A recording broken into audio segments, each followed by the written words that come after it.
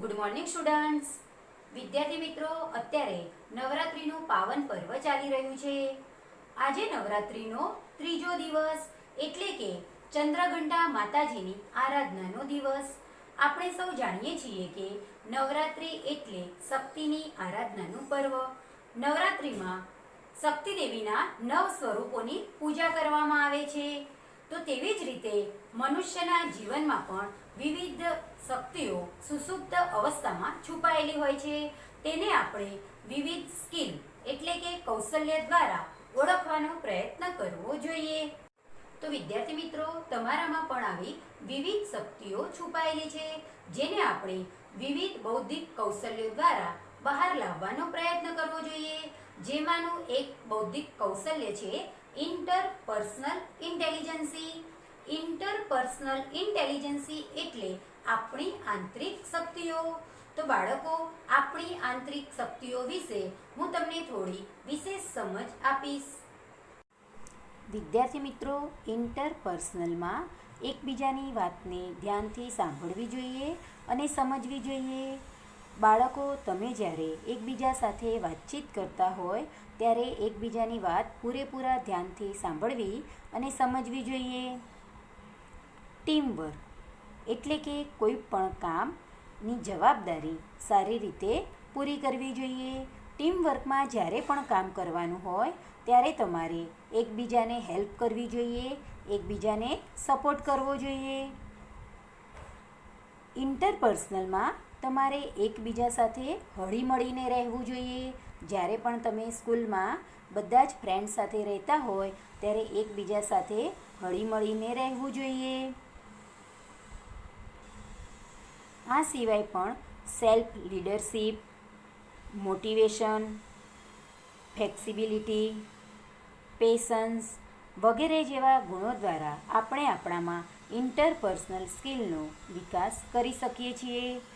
તો આજે હું તમને એક વાર્તા, હિન્દીમાં વાર્તા દ્વારા પારસ્પરિક સંબંધ એટલે કે કુટુંબ સાથે આપણે હળીમળીને કેવી રીતે રહેવું જોઈએ તે સમજાવીશ.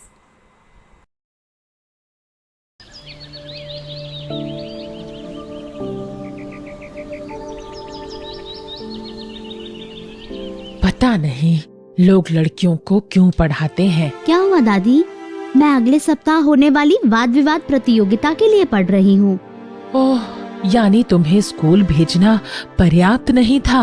अब हम लड़कियों को पलटकर जवाब देना भी सिखा रहे हैं। इससे तो हमारा समय कहीं बेहतर था।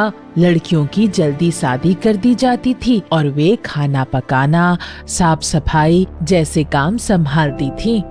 हमें दिव्या की शादी के लिए लड़का देखना चाहिए। अभी वो बच्ची है माँ, मैं अपने बच्चों को जब तक वे चाहें तब तक पढ़ने दूंगी। वो ज्यादा पढ़ लेगी तो उसकी शादी के लिए लड़का तलाशना मुश्किल हो जाएगा। नहीं माँ, यदि दिव्या पढ़ लेगी तो वो खुद कोई व्यवसाय या पेशा चुन लेगी। वो डॉक्टर या टीचर या जो चाहे बन सकती है माँ। आपको पता है, आज भी कई देशों में महिलाएं राष्ट्रपति और प्रधानमंत्री हैं। और फिर धीरे धीरे हमारा समाज भी बदल रहा है और इन दिनों लोग चाहते हैं कि उनके पढ़े लिखे जीवन साथी हों। दिव्या, मैं कर लूंगी, तुम जाओ और पढ़ाई करो। अपनी दादी की बातों पर बुरा मत मानना, वो अपनी पढ़ाई पूरी नहीं कर पाई और थोड़े पुराने विचारों की हैं, लेकिन वो तुमसे बहुत प्यार करती हैं। माँ, आप तो जानती हो कि जब दादी मेरी पढ़ाई पर और घर के कामों में हाथ न बटाने पर ताने देती हैं, तो मुझे बुरा लगता है। दिव्या, दुखी मत होना, मैं हमेशा तुम्हारे साथ हूँ और घर के सारे काम मैं संभाल लूंगी। धन्यवाद मेरी प्यारी माँ। मेरा वादा है माँ, तुम्हें मुझ पर गर्व होगा। तुम्हें पता है आर्यन, मुझे कई बार ऐसा लगता है कि मानो लड़कियों का जन्म केवल संघर्ष करने और घर का काम करने के लिए ही होता है। ऐसा क्यों कह रही हो दिव्या? मेरी दादी नहीं चाहती कि मैं पढ़ाई करूं। वो तो चाहती है कि मेरी शादी हो जाए। उनकी सोच बहुत रूढ़िवादी एवं सीमित है। वे चाहती है कि लड़कियां केवल चूल्हा चौका करें और घर से बाहर कदम न रखें। दिव्या, तुम क्यों परेशान होती हो? चलो हम कक्षा में चलते हैं। दिव्या, हमारा कानून भी लड़कियों को 18 वर्ष से कम उम्र में शादी करने की अनुमति नहीं देता। यही तो मेरी माँ भी कहती हैं। वे हमेशा मुझे पढ़ाई करने और प्रतियोगिताओं में भाग लेने के लिए प्रोत्साहित करती हैं। तुम प्रतिभाशाली छात्रा हो और तुम्हें इस वाद विवाद प्रतियोगिता में जरूर भाग लेना चाहिए। हमारे समाज में लड़कियों को उच्च शिक्षा के लिए नहीं जाने देने की परंपरा रही है। लेकिन तुम भाग्यशाली हो कि तुम्हारी माँ तुम्हें इतना सहयोग करती हैं और तुम्हें पढ़ने के लिए प्रोत्साहित करती हैं। धन्यवाद आर्यन। हेलो दिव्या, कैसा लग रहा है? कल जो तुमने मुझे प्रेरित किया उसके लिए धन्यवाद। सचमुच तुम्हारी बातों का फायदा हुआ और मैं शांत मन से तैयारी कर पाई। ये सुनकर मुझे अच्छा लगा। प्रतियोगिता के लिए ऑल द बेस्ट। धन्यवाद आर्यन।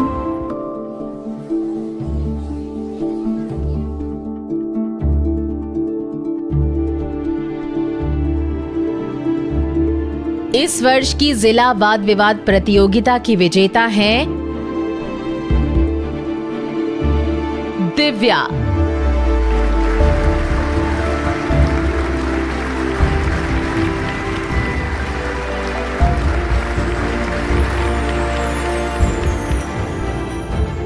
अच्छी शिक्षा होने के कारण दिव्या इतनी जागरूक और आत्मविश्वास से भरपूर होकर बोली, दिव्या, हम तुम्हें 3 साल के लिए स्कॉलरशिप और पुरस्कार के रूप में लैपटॉप देंगे। लड़के और लड़कियां दोनों की पढ़ाई में सहयोग देना जरूरी है ताकि दोनों को समान अवसर मिले। हमारे साथ इस समारोह में शामिल होने के लिए धन्यवाद। बधाई हो दिव्या। धन्यवाद दादी। मैं पढ़ी लिखी नहीं हूँ, लेकिन अब पढ़ाई का महत्व समझ गई हूँ। मुझे तुम पर गर्व है बेटा। सभी इंसान के शारीरिक और भावनात्मक समग्र विकास में एक दूसरे से परस्पर संबंध का बहुत महत्व है। एक दूसरे की भावना पर ध्यान देना, सुनना और पूछना जरूरी है। ये कौशल हमें हमारे आसपास के लोगों, दोस्त, भाई बहन, माता पिता या शिक्षक जो भी हों, सबके साथ सकारात्मक संबंध बनाकर रखने की क्षमता देते हैं। हमें दूसरों के प्रति सहानुभूति होती है और भावनात्मक संबंध बनता है। इसके बाद हम उनकी जरूरतों को लेकर अधिक संवेदनशील होते हैं और इससे हमारे बीच अटूट संबंध बनता है। તો બાળકો, તમને આજે ઇન્ટરપર્સનલ ઇન્ટેલિજન્સની જે માહિતી આપવામાં આવી છે તેના આધારે એક વર્કશીટ મોકલવામાં આવશે જે તમારે પૂર્ણ કરવાની રહેશે. Thank you. હેપી નવરાત્રી.